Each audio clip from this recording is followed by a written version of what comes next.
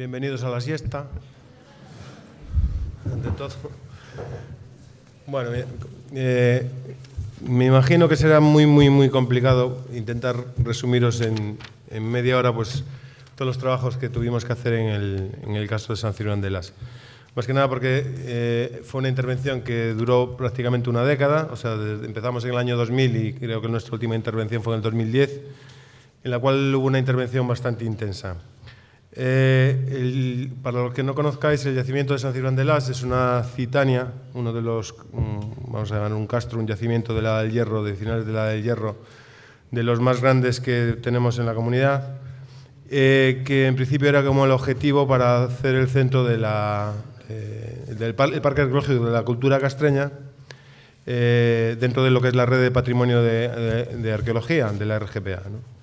De hecho, está a punto de inaugurarse el centro de interpretación, el Centro de la Cultura Castreña, y en el año 2000 pues, es cuando se empezaba a pensar realmente la ubicación de este centro.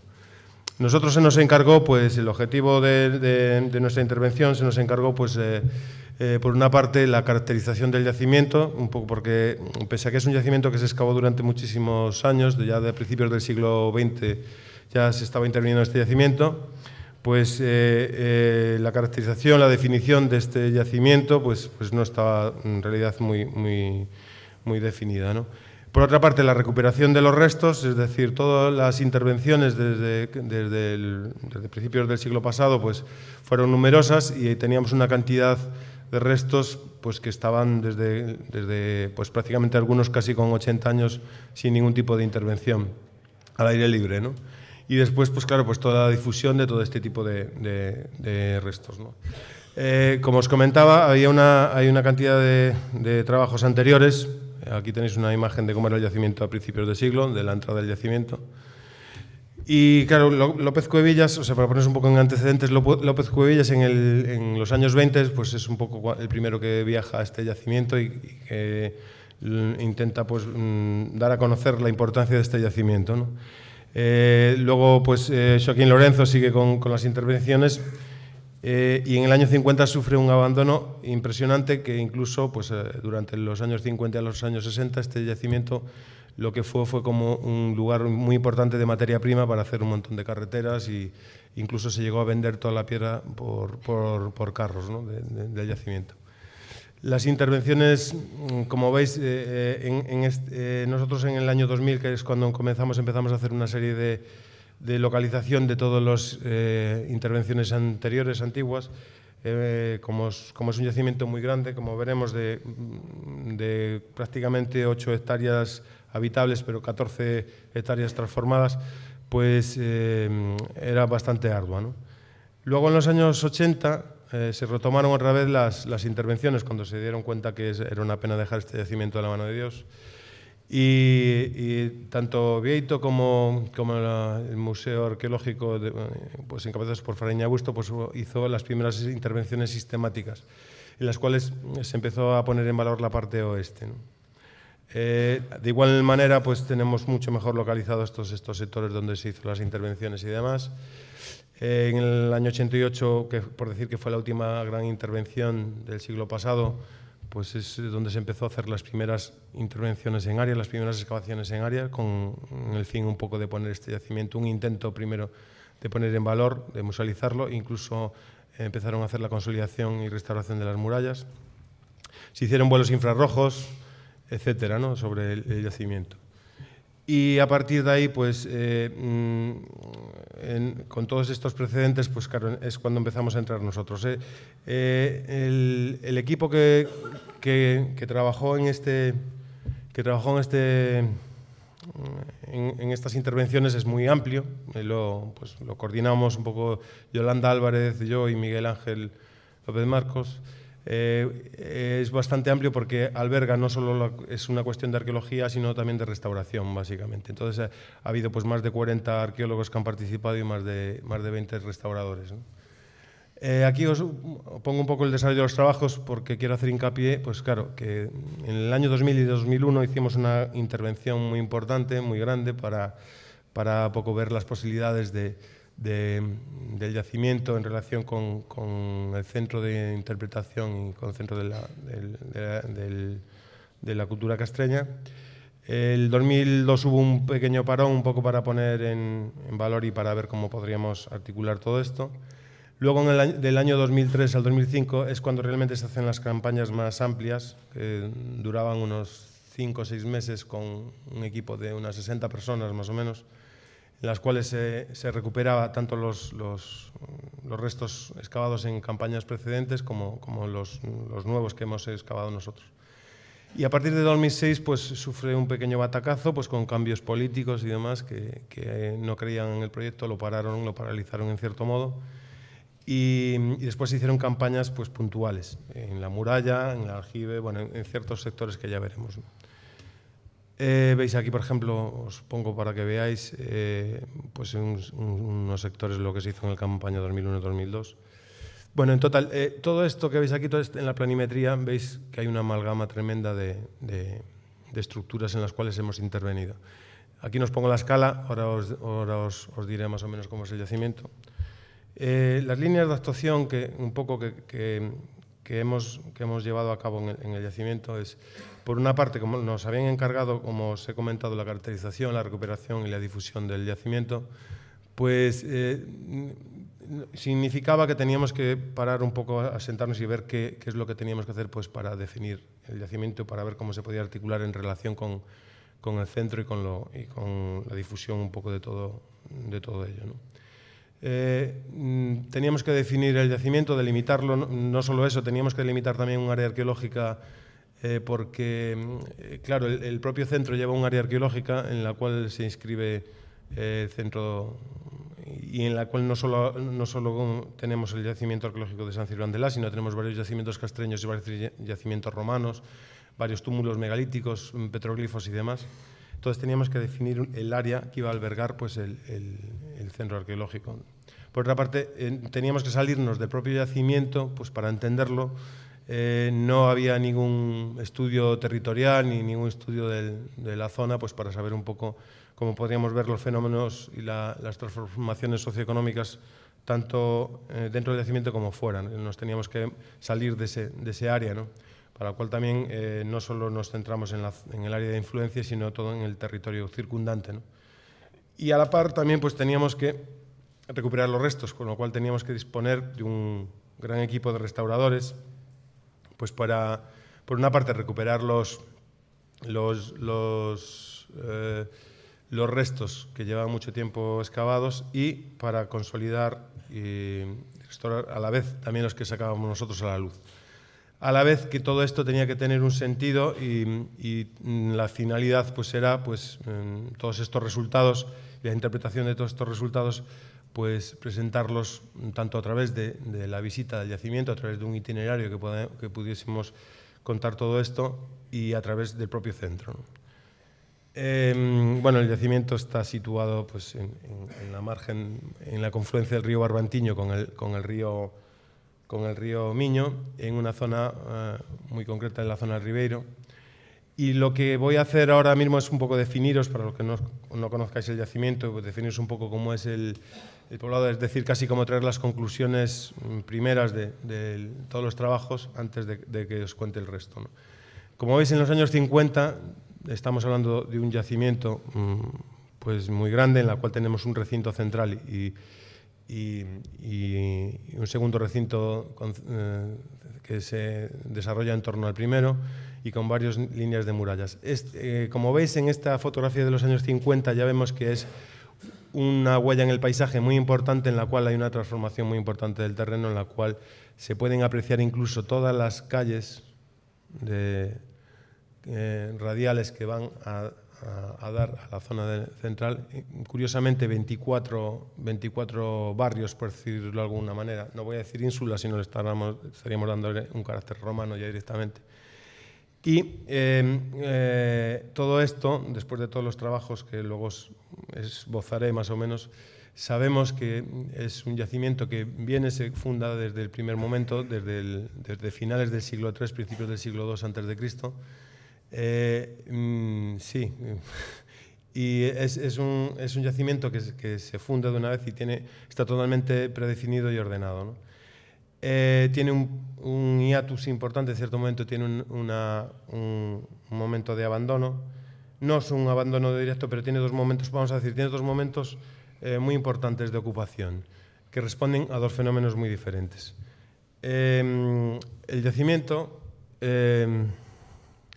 como os comentaba, tiene vamos a llamarle un recinto central, superior, que responde a una zona que no es una zona de hábitat, es una zona pública en la cual tenemos una serie de construcciones periféricas a la muralla y toda una zona vacía en medio. Es como un sitio que incluso podríamos decir que tiene un carácter público, religioso, social, más que nada porque aquí nos ha aparecido en una especie de pequeño podio, púlpito, en donde salen un montón de inscripciones dedicadas a diferentes divinidades y demás. Y la zona propiamente del hábitat está entre esta segunda muralla y la primera. Toda esta zona de aquí, donde os comentaba que hay 24, veis que hay una calle principal aquí, otra calle principal aquí, y hay una serie de calles radiales. Veis que está excavada prácticamente un porcentaje muy pequeñito en relación a todo lo que es la ocupación del poblado. Entre esta muralla y la zona de hábitat tenemos una primera espacio público muy importante, una primera ronda y una segunda en torno a la siguiente muralla. Y a la vez tenemos una serie de murallas que están en torno a la segunda muralla. Que lo que estáis viendo no es todo complejo defensivo, porque aquí incluso en todo este sector de aquí tenemos alguna muralla más que hoy en día no se conserva. La zona que os comenté antes más afectada, que nos encontramos en la intervención, es todo este sector de aquí, toda esta zona de aquí, que es la zona que se utilizó, vamos a decir, como cantera, en la que en realidad estuvieron vendiendo todo, pues por carros, todo el material que podían desde el propio ayuntamiento. No es un yacimiento al uso. En realidad el yacimiento si vamos a decir que es como representativo de la cultura castreña, estamos hablando de que se trata del último momento de la cultura castreña, justamente en transición, cuando llega todo el fenómeno romano. Estamos hablando de un momento en el que las transformaciones sociales, económicas y demás son muy importantes en todo el territorio. Y como, por poneros un ejemplo, la mayoría de todos los yacimientos castreños, así estamos hablando de una hectárea, 2 hectáreas de extensión más o menos, y estamos aquí hablando de que una hectárea prácticamente lo tiene lo que es el recinto central. Con el segundo recinto pues teníamos pues eso, unas 8 hectáreas, sumando las dos, ¿no? Sin embargo, toda el área transformada además nos iríamos a 14 hectáreas. Estamos hablando que significaría más o menos como 10 yacimientos castreños normales, ¿no? Lo que implica pues una complejidad mucho más importante a nivel ya no solo de interpretación, sino a nivel de intervención. Por otra parte, lo que os quería comentar, a la vez también se nos encargó, bueno, dentro de todo este proyecto teníamos que un poco ver cuál era la definición del propio territorio, de la zona. Este es el yacimiento castreño, de todo el territorio que albergaba. Esta era la primera propuesta de limitación, más o menos, pero en realidad la última pues, fue lo que es la línea azul, que aquí no la cojo entera, en la cual tenemos tanto el castro de San Cibrán de Las o Montiño, que es otro yacimiento castreño, como aquí el castro de San Trocado, dentro de lo que es el área que va a gestionar, por decirlo de alguna manera, el centro de la cultura castreña. A la vez que tenemos 2 yacimientos romanos, varios túmulos megalíticos, algún petroglifo, etc. Saliéndonos un poquito, el trabajo se esboza así por encima el trabajo que hicimos o que estábamos haciendo en el territorio para poder entender todo el fenómeno y para poder caracterizar el yacimiento en sí. Veis que está situado, lo que os comentaba, entre la confluencia del río Barbenteño y el río Miño. En realidad tenemos una disposición de una visibilidad que no tiene nada que ver con su orientación. Y lo que sí que es un fenómeno así importante es ver que dentro de lo que es la disposición de San Cibrán de Las tenemos una cantidad de yacimientos castreños muy importante. De hecho, aquí he punteado más o menos la cantidad de castros que tenemos en su entorno, y vemos que en un radio más o menos de 2 kilómetros de lo que podría ser su territorio de influencia directo, tenemos pues una cantidad de más de 8 yacimientos castreños. Tenemos la suerte, o la propuesta también fue en cierto momento, pues hacer sondeos e intervenir en todos esos yacimientos para ver si todo este tipo de yacimientos castreños pues tenían una contemporaneidad con él o si estaban abandonados, para ver un poco cómo funcionaba todo el tema, ¿no? El sondeo, por ejemplo, que hicimos en las excavaciones de Montiño, hemos podido también caracterizarlo, ver que era un castro que en el siglo III a.C. ya está abandonado, es decir, está abandonado antes de la ocupación del propio castro de San Cibrán de Las, con unas producciones cerámicas que salieron un montón de más de 14.000 piezas, en las cuales tenemos unas producciones cerámicas que se encuentran residualmente en el castro de San Cibrán de Las. Por otra parte, tuvimos la suerte de excavar en Layas, que está también muy próximo, pues esto era anterior al desarrollo del proyecto, en la cual también hemos visto el fenómeno de este yacimiento, que es un yacimiento bastante amplio. Y hemos visto cómo no coincide tampoco en el tiempo con el castro de San Cibrán de Las, sobre todo en el primer momento de fundación del yacimiento, cuando sufre un periodo de abandono.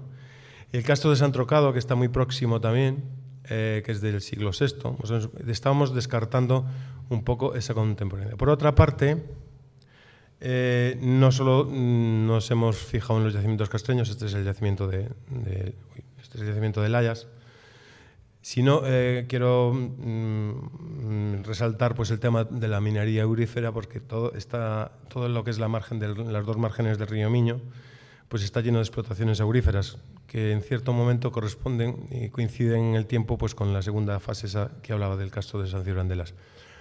Es muy importante para entender realmente los fenómenos que se producen en el yacimiento.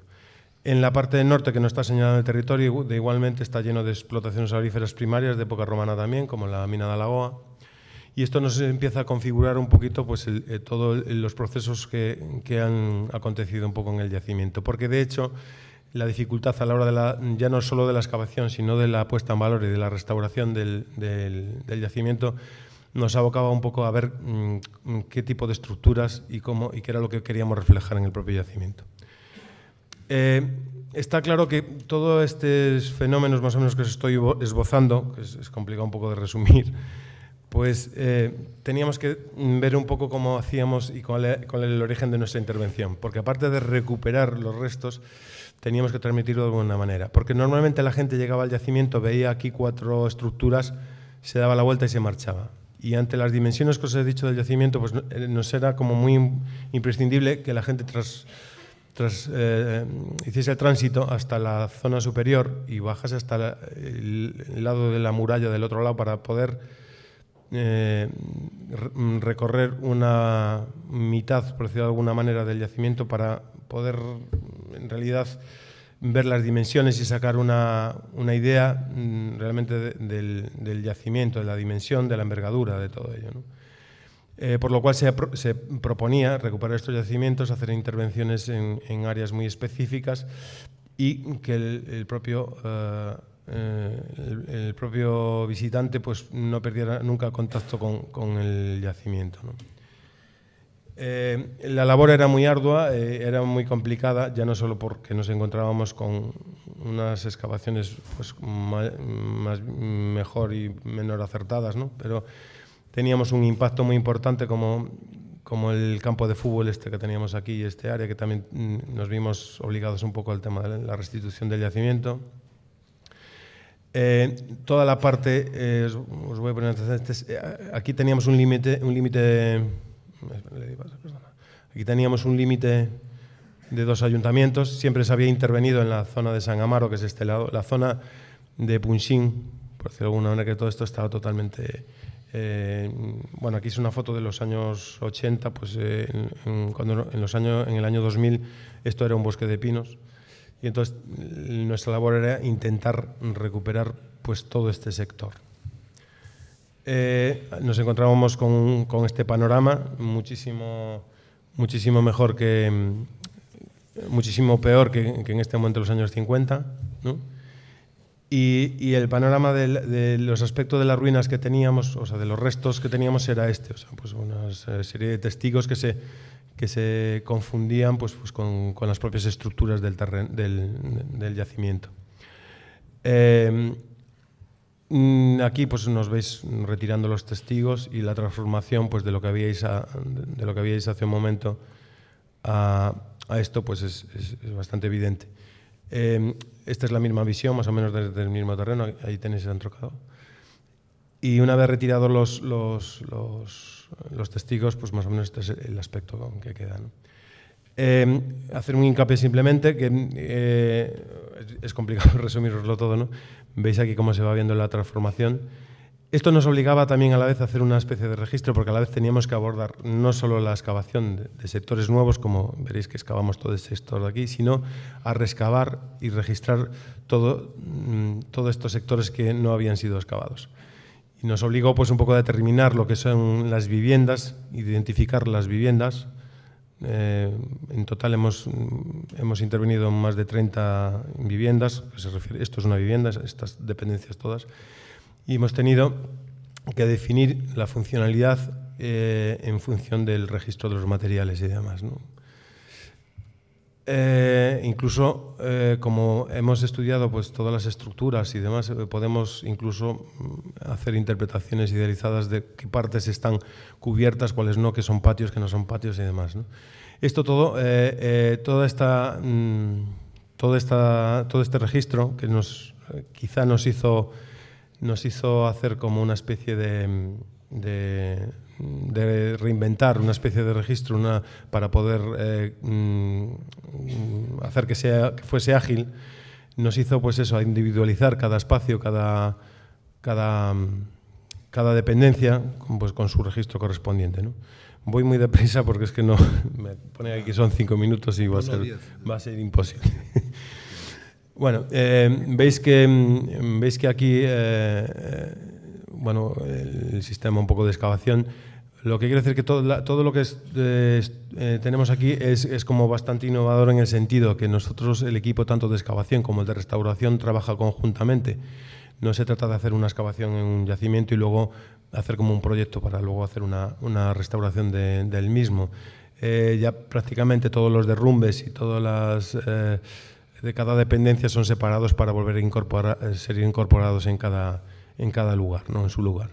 De igual modo, y así como de manera puntual, el registro está clarísimo que es tridimensional en cada dependencia, y os apunto simplemente que, por ejemplo, en la vivienda 14 pues hay más de 14.000 piezas, o sea, pues multiplicarlo por 30 y por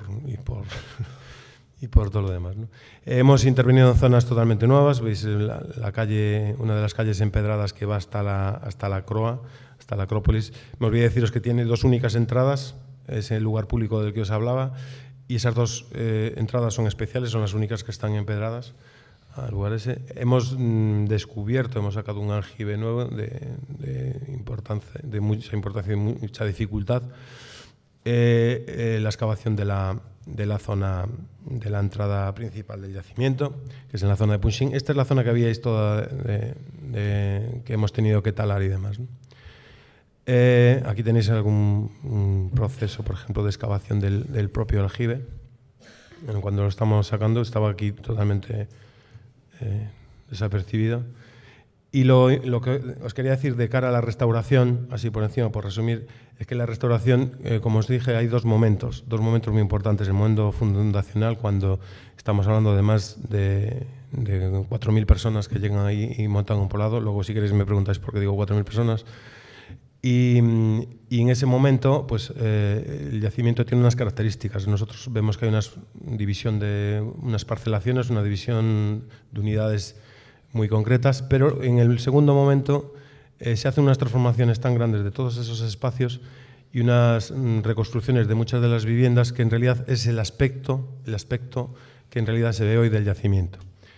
Todas las líneas de restauración pues, están basadas un poco en la última carta de IGOMOS, en la cual pues, leéis ahí las características, ¿no? Que se trata de hacer una prevención, de hacer una consolidación y no alterar para nada el producto, que se vea, por supuesto, se distinga el original de lo demás, pero quizá se ha desarrollado en este yacimiento y hemos un poco instalado una serie de criterios básicos, fundamentales, que quizá ponen un antes y un después en la restauración de los yacimientos, sobre todo castreños, ¿no? En la cual es muy importante que la definición de todas las estructuras y una vez definidas todas las estructuras, hacer una intervención inmediata de esas estructuras. Por supuesto, con su carácter reversible, que es decir, que no quiere decir que hagas una consolidación y que no puedes rectificarla, ¿no?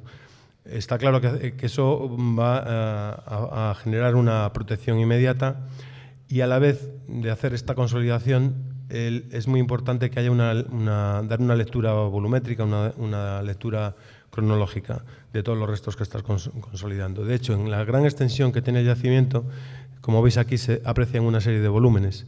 Los volúmenes que veis más altos son las casas primeramente construidas y exentas, y las más bajas se adosan todas a ellas, ¿no?